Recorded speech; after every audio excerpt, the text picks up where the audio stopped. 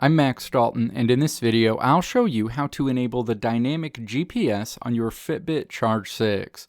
When you're using dynamic GPS, your Fitbit Charge 6 will use your phone's GPS when it's available and your device's GPS when it isn't. Step 1. Swipe from top to bottom repeatedly on your Fitbit Charge 6 home screen until you see Settings and then tap Settings. Step 2. Swipe from the bottom to the top over this screen and then tap GPS.